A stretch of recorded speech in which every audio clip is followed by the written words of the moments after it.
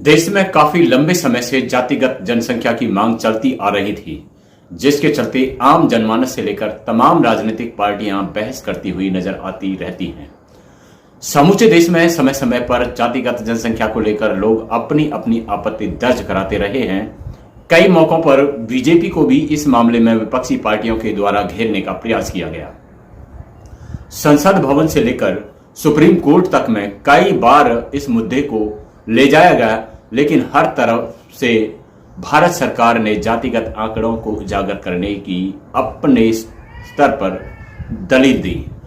लोगों का मानना है कि अगर जातिगत जनसंख्या देश में कराई जाए तो इससे होगा यह है कि लोगों के बीच जो भ्रम बना हुआ है कि सरकारी नौकरियों पर आरक्षण के चलते तमाम एससी, एसटी और ओबीसी के लोग विभिन्न पदों पर पहुंच गए हैं और आरक्षण के दम पर लोगों ने देश के अन्य लोगों का हिस्सा खा लिया है, यह भ्रम दूर हो जाएगा। समय समय पर ऐसी भी बातें कई बार सामने आई हैं कि आरक्षण होने के बावजूद भी एससी, एसटी और ओबीसी समाज के लोगों को नौकरियों में उतना प्रतिनिधित्व नहीं दिया जाता जितना कि उनका होना चाहिए। भविष्य में इस बहस पर पूरी तरह से विराम लगने की उम्मीद लग चुकी है, क्योंकि बिहार की सरकार ने आज जातिगत जनसंख्या के आंकड़े जारी किए हैं और बिहार के इन जातिगत आंकड़ों को देख करके देश भर में एक नई बहस ने जन्म ले लिया है कि जब बिहार की सरकार जातिगत आंकड़े उजागर कर सकती है तो भारत सरकार या अन्य प्रदेशों की सरकारें ऐसा क्यों नहीं कर सकती। इसके साथ साथ और भी कई मुद्दे जनता के सामने आने लगे हैं। बिहार में जातिगत जनसंख्या के आंकड़ों को लेकर विभिन्न राजनीतिक दलों का क्या कहना है, जो बुद्धिजीवी वर्ग है उसका क्या कहना है, इस सब पर चर्चा करेंगे। इसके लिए बने रहिए हमारे साथ नेशनल न्यूज लाइन पर। नमस्कार, मैं रतनपाल भारती और आप देख रहे हैं नेशनल न्यूज लाइन। आपसे गुजारिश है कि अगर आप इस चैनल पर नए हैं तो इसे सब्सक्राइब करें, वीडियो को लाइक करें और ज्यादा से ज्यादा शेयर करें, क्योंकि सोशल मीडिया का मजबूत होना आज के समय में बेहद जरूरी है, खासतौर से उस युग में जब देश का मीडिया बिकाऊ और गोदी मीडिया के रूप में लोगों के बीच बदनाम हो चुका है। और ऐसे समय में सोशल मीडिया ही आपका अपना मीडिया है जो सही खबरों को आपके लिए लेकर आता है। तो चलिए बात करते हैं जातिगत जनगणना को लेकर। जातिगत जनसंख्या के आंकड़ों को जारी करते हुए आरजेडी ने बयान जारी किया है। राष्ट्रीय जनता दल ने ट्विटर हैंडल से इन आंकड़ों को जारी करते हुए बताया है कि किस कैटेगरी में कितनी प्रतिशत आबादी है और उनका कितना प्रतिशत आरक्षण लागू है। राष्ट्रीय जनता दल के ट्विटर हैंडल से इन आंकड़ों को बताया गया है कि किस कैटेगरी में कितने प्रतिशत आबादी है और उसका कितना प्रतिशत आरक्षण लागू है। जनरल कैटेगरी में जो आबादी है इस जातिगत जनगणना के आंकड़ों के अनुसार वह है 15.53% और इसका आरक्षण 10% दिया गया है। ईबीसी कैटेगरी में 36.01% आबादी है जिसका आरक्षण मात्र 18% है, यानी कि आधे से भी कम। बैकवर्ड कास्ट की आबादी 27.12% है और इसका आरक्षण केवल 12% है, यानी कि आधे से भी काफी कम। वहीं अगर शेड्यूल कास्ट की बात करें तो इस जनगणना के आंकड़े के अनुसार बिहार में 19.65% आबादी एससी वर्ग की है और इसको आरक्षण सिर्फ 16% दिया गया है। वहीं अगर एसटी वर्ग की बात करें तो इस जनगणना के आंकड़ों के अनुसार 1.68% आबादी अनुसूचित जनजाति की बताई गई है और उन्हें 1% आरक्षण दिया गया है।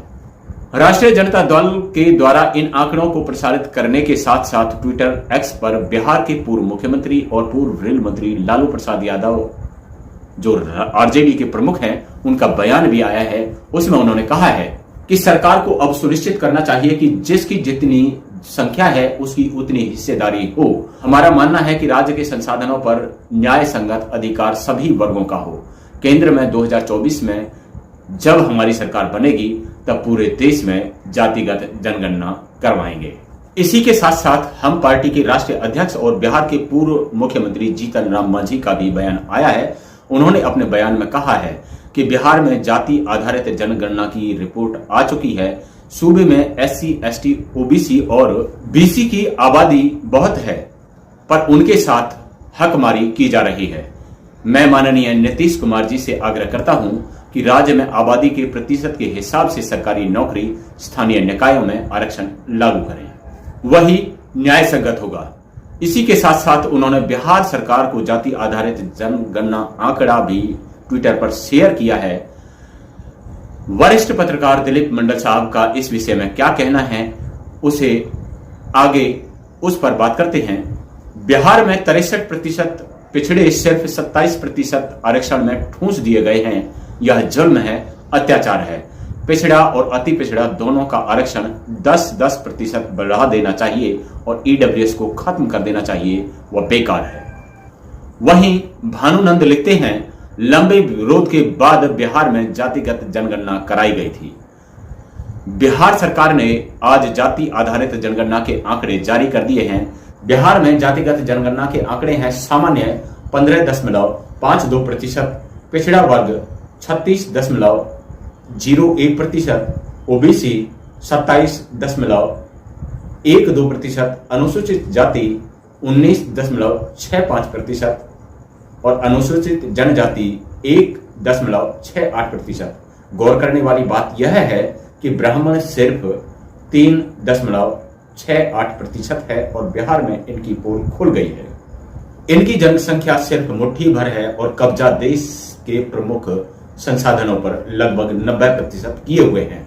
सुन लो, दलित पिछड़ों की हकमारी करने वाले लोगों, यह जननायक कर्पूरी ठाकुर का बिहार है। तो जनगणना के इस आंकड़े ने पूरी तरह से यह स्पष्ट कर दिया है कि किस तरह से एक विशेष जाति वर्ग के लोग देश के तमाम संसाधनों पर कब्जा करके बैठे हुए हैं। उनकी आबादी अगर बिहार में 3.68% है, तो अगर देश की जनसंख्या का आंकड़ा लोगों के सामने आया तो उसमें भी इस जाति वर्ग की आबादी लगभग इसी आंकड़े के आसपास मिलेगी। लेकिन देश के तमाम मीडिया, न्यायपालिका, शासन, प्रशासन पर इनका एकमात्र कब्जा बना हुआ है। जब बिहार की आबादी के आंकड़ों से यह स्पष्ट हो चुका है, तो देश भर की आबादी का आंकड़ा सामने आने पर स्थिति लगभग वैसी ही मिलने वाली है। यही कारण है कि बीजेपी और आरएसएस नहीं चाहता कि किसी भी तरह इस देश के लोगों के सामने इस जाति व्यवस्था की पोल खुल जाए। वहीं लालू प्रसाद यादव का बयान भी काफी विचारणीय प्रश्न है। उन्होंने देश की जनता से आह्वान किया है कि 2024 में अगर वह सत्ता में आते हैं या उनके समर्थन की सरकार बनती है तो देश में जातिगत जनगणना कराई जाएगी। पिछले कई दशकों से जनगणना नहीं कराई गई क्योंकि सरकारें कहीं ना कहीं इस मामले में दबाव में रहीं कि ऐसा ना हो कि लोग जातिगत जनगणना का मामला उठा लें। और वैसे ही जीतन राम मांझी जी का जो बयान आया है वह भी अपने आप में एक संकेत है कि भविष्य में SC, ST और OBC वर्ग के साथ साथ देश के तमाम लोगों की हिस्सेदारी इस देश के तमाम संसाधनों में बढ़ने वाली है। लेकिन इस सबसे अलग एक प्रश्न और भी है, जब तक समान शिक्षा की व्यवस्था देश में नहीं की जाती तब तक यह भेदभाव समाप्त होने के आसार कम हैं।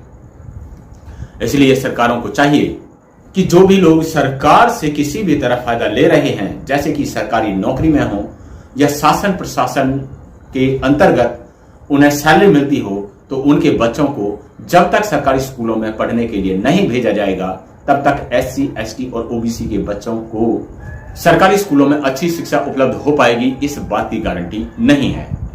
सरकारों में बैठे हुए लोग कभी भी यह नहीं चाहेंगे कि उनके बच्चे सरकारी स्कूलों में पढ़ें। सवाल यही है, क्या राज्यों की सरकारें या फिर केंद्र सरकार इस तरह देश में शिक्षा व्यवस्था को लागू कर पाएगी या नहीं? आप हमारे इस सुझाव पर क्या राय रखते हैं? इसके साथ साथ जातिगत आंकड़ों पर आपकी क्या राय है, कमेंट बॉक्स में जरूर बताएं, क्योंकि जब तक देश में समान शिक्षा नहीं होगी तब तक देश के सभी बच्चों के साथ सही मायनों में न्याय नहीं हो पाएगा। अगली वीडियो में आपसे फिर से मुलाकात होगी, तब तक के लिए नमस्कार।